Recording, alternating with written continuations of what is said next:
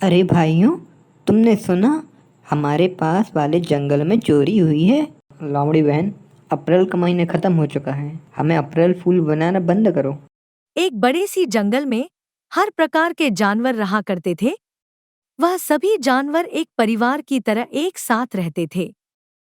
ऐसे ही एक रात सभी जानवर आपस में बैठकर बातें कर रहे थे। अपने जंगल के पास और भी कितने सारे जंगल हैं, पर जो खुशी और शांति अपने जंगल में है वह और किसी जंगल में नहीं। यह शांति और खुशी होगी भी कहाँ? उन सभी जंगलों का राजा हमारे शेर सिंह जैसा थोड़ी ही है। वो तो है बंदर भाई, मैंने तो सुना है। और जंगल के राजा इतने बदमाश हैं, उन्हें जब भूख लगती है और कोई शिकार नहीं मिलता तो वह अपने ही जंगल के जानवरों का शिकार कर लेते हैं। पर हमारे राजा तो ऐसा बिल्कुल नहीं करते। तभी वहां भागती हुई लोमड़ी आती है और बोलती है, अरे भाइयों, तुमने सुना? हमारे पास वाले जंगल में चोरी हुई है। लोमड़ी बहन, अप्रैल का महीना खत्म हो चुका है, हमें अप्रैल फूल बनाना बंद करो। हमारे जंगल में तो क्या, हमारे आसपास के जंगल में भी आज तक कोई चोरी नहीं हुई।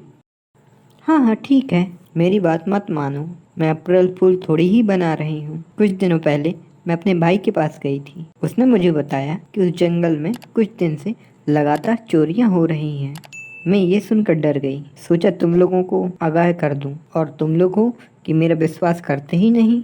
लोमड़ी बहन, आज तक तुमने ऐसा कोई काम नहीं किया जिससे हम तुम्हारा विश्वास कर सकें। हाँ भैया, सही कहा तुमने। वैसे भी अब हमारा सोने का टाइम हो गया है, इसकी तो आदत ही खराब है, सबकी नींद खराब करने की। लोमड़ी की बात पर कोई विश्वास नहीं करता और सब जाकर सो जाते हैं। पर लोमड़ी ने जब से यह खबर सुनी थी, उसकी आंखों की नींद उड़ चुकी थी, इसलिए वो सारी रात नहीं सोती है और उल्लू से बातें करती रहती है। तो वहीं दूसरी ओर जंगल के बाकी जानवर आराम से सो जाते हैं। अगली सुबह बंदर रोता हुआ आता है। उसके रोने की आवाज से जंगल के सभी जानवर आ जाते हैं। अरे बंदर भाई, क्या हुआ तुम्हें? कोई बुरा सपना देख लिया क्या रात में, जो इतनी सुबह रोए जा रहे हो? काश हिरण बहन, मैंने कोई सपना देखा होता, पर यह हकीकत है। मेरे घर में सच में चोरी हो गई है। मैंने कितनी मुश्किलों से अकेले ही कितने केले जमा कर रखे थे, ताकि मुझे 4-5 दिन खाने की तलाश में यहाँ वहाँ भटकना ना पड़े। अब मैं अपनी भूख कैसे मिटाऊंगा? किसी ने चोरी की है। क्या चोरी? वो भी हमारे जंगल में। आखिर ये किसका काम हो सकता है? पता नहीं हिरण बहन, पर जिसने भी चोरी की है वह बहुत शातिर है। उसने तो मेरे हाथ के केले भी चोरी कर लिए, जिसे मैं अपने सीने से लगाकर सो रहा था। मुझे तो तुम पर शक है लोमड़ी, कहीं ये चोरी तुमने तो नहीं करवाई, ताकि हम तुम्हारी बातों पर विश्वास कर सकें। भगवान झूठ न बुलाए हाथी भाई, मैं बंदर के केले कब से खाने लगी, और वैसे भी मुझे तो केलों से एलर्जी है। इतना बोलकर लोमड़ी वहां से चली जाती है। लोमड़ी की बात पर किसी को भी विश्वास नहीं होता और वह सब लोमड़ी को ही चोर समझते हैं, और इसलिए सभी जानवर लोमड़ी को रंगे हाथ पकड़ने के लिए प्लान बनाते हैं। हो ना हो, इस लोमड़ी ने ही चोरी की है भाइयों। मेरी बात मानो तो आज कोई मत सोना। जैसे ही लोमड़ी चोरी करने जाएगी, हम उसे रंगे हाथों पकड़ लेंगे और राजा शेर सिंह से उसे कड़ी से कड़ी सजा दिलवाएंगे। अब सभी जानवर ऐसा ही करते हैं। वह सारी रात नहीं सोते और लोमड़ी के अलावा और किसी पर नजर भी नहीं रखते। अगली सुबह जब वे अपने घर वापस जाते हैं तो हाथी देखता है इस बार उसके घर में चोरी हो गई है। अरे नहीं, ऐसा नहीं हो सकता, मेरे घर में चोरी नहीं हो सकती। आखिर यह चोरी कर कौन रहा है? लोमड़ी तो हमारी नज़रों के सामने ही थी। इसका मतलब तुम लोग सारी रात मुझ पर नज़र रखे हुए थे, वो भी इसलिए क्योंकि तुम्हें शक है कि चोर मैं हूँ। पर जो भी हो, थैंक यू मुझ पर नज़र रखने के लिए, क्योंकि तुम्हारी नज़रों की वजह से ही मेरे घर में चोरी नहीं हुई और चोरी हाथी भाई के घर में हो गई। बस करो तुम लोग, आपस में लड़ना बंद करो। ये वक्त आपस में लड़ने का नहीं है, उस चतुर चोर को पकड़ने का है, और यह सब हम अकेले नहीं कर सकते। हमें राजा शेर सिंह को बताना ही होगा। अब सभी जानवर निराश होकर राजा शेर सिंह के पास पहुंचते हैं और उन्हें सारी बातें बताते हैं। इतना सब हो गया जंगल में, इतनी सारी चोरी हो गई और तुम सब लोग मुझे अभी बताने आए हो। राजा साहब, मैंने तो पहले ही इन सबको कहा था, पर किसी ने मेरी बात का विश्वास नहीं किया, इसलिए किसी ने आपको कुछ नहीं बताया और जब चोरियां बढ़ गईं तब यह सब हार मानकर आपके पास आ गए। राजा साहब, हम सबसे गलती हो गई, हमें हमारी भूल के लिए आप माफ़ कर दीजिए और प्लीज़ चोर को पकड़ लीजिए। ठीक है, मुझे अभी सोचने का मौका दो। अभी आप सब लोग अपने अपने घर जाइए और शाम को मुझसे मिलने आना। जब तक मैं कोई रास्ता जरूर निकाल लूँगा। शेर सिंह के कहने पर सभी अपने घर चले जाते हैं और जब सभी जानवर अपने अपने घर जाते हैं तो उन सब की आंखें फटी की फटी रह जाती हैं, क्योंकि उन सब के घरों में चोरी हो चुकी थी। यह सब देख सभी जानवर एक बार फिर परेशान होकर राजा शेर सिंह के पास भागते हुए जाते हैं और उनसे कहते हैं, महाराज, अब सोचने का भी समय नहीं रहा। आपको अभी कुछ सोचना होगा और अभी के अभी कुछ करना होगा, क्योंकि यह चोर बहुत ही चालाक है। आखिर ऐसा क्या हो गया जो आप सब लोग इतना परेशान होकर तुरंत वापस चले आए? अब क्या बताएं महाराज, हम यहाँ आपसे अपनी समस्या का समाधान लेने आए थे और इतनी ही देरी में वह चतुर चोर हम सबके घर में चोरी करके भाग गया। मेरा आपसे वादा है कि मैं बहुत जल्द उस चतुर चोर को पकड़ लूँगा। मैंने सोच लिया है कि अब हमें क्या करना है। मेरी आपसे विनती है कि आप सब लोग रात को सोइएगा नहीं, बस सोने का नाटक करना। मैं अपने कुछ साथियों के साथ पूरे जंगल में पहरेदारी करूँगा और जैसे ही वह चालाक चोर आएगा मैं उसे पकड़ लूँगा।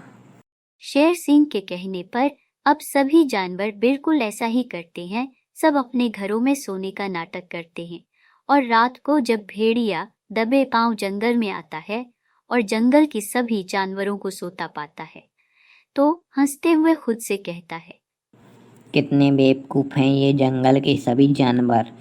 आज दिन में ही मैंने इन सभी के घरों में चोरी की थी, पर फिर भी यह सब लोग लापरवाह होकर सो रहे हैं। हा हा हा। अब भेड़िया चोरी करने के लिए सबसे पहले बंदर के घर में जाता है और उसके घर से कुछ सामान चोरी कर लेता है।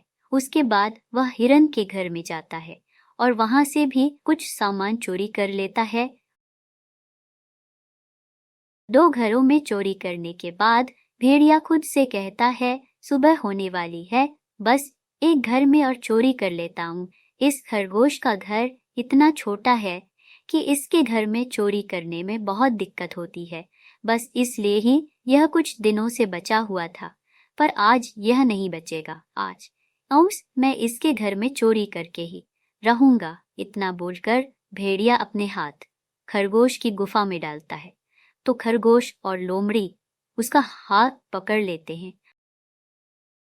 तो तू है वो चोर जो जंगल में इतने दिनों से चोरी कर रहा था? तुझे क्या लगता है तू कभी पकड़ा नहीं जाएगा? याद रख कि चोर कितना भी शातिर क्यों ना हो, वो एक दिन पकड़ा जरूर जाता है। अरे नहीं नहीं महाराज, मैं वो चोर नहीं हूँ। मैं तो बस आज ही चोरी करने के लिए आया था, मुझे जाने दो। तुम दूसरे जंगल के जानवर हो और हमारे जंगल में आकर चोरी कर रहे हो, इसकी सज़ा तो तुम्हें ज़रूर मिलेगी। सिपाही हो, बंदी बना लो इसे। और फिर शेर सिंह उस चोर भेड़िया को जेल में कैद कर देता है। एक जंगल में एक तालाब था जिसमें कई सारे सारस रहते थे। उनमें से एक सोना सारस भी था। वही जंगल में एक लोमड़ी भी रहती थी, उसका नाम लाली था। लोमड़ी भी तालाब के किनारे आती जाती रहती थी। एक दिन की बात है। सोना भाई, आज इतने सवेरे सवेरे मछलियों का शिकार कर रहे हो? तबीयत तो ठीक है ना तुम्हारी? हाँ लोमड़ी बहन, आज भूख बहुत तेज लगी थी इसलिए जल्दी आ गया। भूख तो मुझे भी बहुत तेज लगी है, तो यह लो मछली, तुम भी अपना पेट भर लो। यदि मैं इस सोना सारस से दोस्ती कर लूं तो डेली बिना मेहनत के ताजी ताजी मछलियां खाने को मिलेंगी।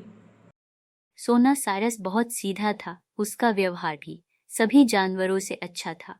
वही लोमड़ी बड़ी ही चालाक और कामचोर थी। उसको दूसरों का मजाक उड़ाने में बहुत मजा आता, इसलिए धीरे धीरे लोमड़ी ने सारस से अच्छी दोस्ती कर ली, जिससे लाली लोमड़ी को बिना कोई मेहनत के मछली खाने को मिलती। एक दिन लोमड़ी को एक शरारत करने की सूझी और फिर वह सारस के घर उसको दावत का निमंत्रण देना जाता है। सोना भाई, मैं तुमको अपने घर दावत का निमंत्रण देने आई हूँ। अरे, इसकी क्या ज़रूरत है लोमड़ी बहन? नहीं नहीं, तुम मुझे रोज़ ताज़ी ताज़ी मछलियाँ खिलाते हो, तुम्हारे लिए मैं इतना तो कर ही सकती हूँ। ठीक है लोमड़ी बहन, मैं कल ज़रूर आऊँगा। अगले दिन सारस लोमड़ी की गुफा के पास पहुंच जाता है। वाह, क्या खुशबू आ रही है। लगता है खाने में कुछ स्पेशल बनाया है। आओ सारस भाई आओ, मैं तुम्हारा ही इंतज़ार कर रही थी।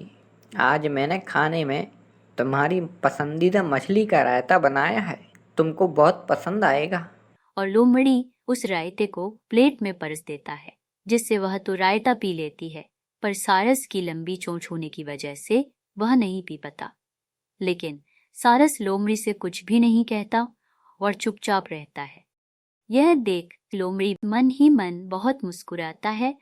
अरे सारस भाई, मुझे लगता है तुमको रायता पसंद नहीं आया। मुझे देखो, मैंने पूरी प्लेट साफ कर दी। नहीं नहीं लोमड़ी बहन, मेरा तो इसकी खुशबू से ही पेट भर गया।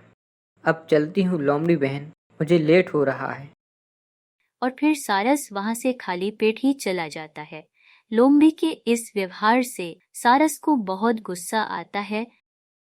इसका सबक तो लोमड़ी को सिखाना ही होगा। वह वापस आकर अपने दोस्तों को सारी बात बताता है। ये तो लोमड़ी ने बहुत गलत किया। अब तुम एक काम करो, तुम भी लोमड़ी को दावत के लिए निमंत्रण दो और उसको सबक सिखाओ। अगले दिन सोना सारस लोमड़ी के घर निमंत्रण देने जाता है। लोमड़ी बहन, आज मैं तुमको खाने का निमंत्रण देने आई हूँ। मैं जरूर आऊँगा सारस भाई। इतना कहकर सारस वहां से आ जाता है। अगले दिन सारस लोमड़ी का इंतजार कर रहा होता है, तभी वहां लोमड़ी आ जाती है। अरे वाह, क्या खुशबू आ रही है। आज तो खाने में मज़ा ही आ जाएगा। सारस ने मेढक का सूप एक बड़े से प्याले में परोसी, जिसका मुंह तो बहुत छोटा था और लंबाई बहुत ज्यादा थी। सारस ने जल्दी अपनी लंबी चोंच से सारा सूप पी लिया, लेकिन लोमड़ी देखती ही रही। वह सूप उस पतले से प्याले से नहीं पी पा रही थी। क्या हुआ लोमड़ी बहन, सूप पसंद नहीं आया क्या?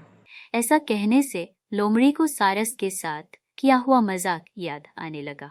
नहीं नहीं सारस भाई, मेरा भी आज तुम्हारी तरह इसकी खुशबू से ही पेट भर गया है, और इतना पेट भर गया है कि अगले कुछ दिनों तक मैं कुछ नहीं खाऊंगा।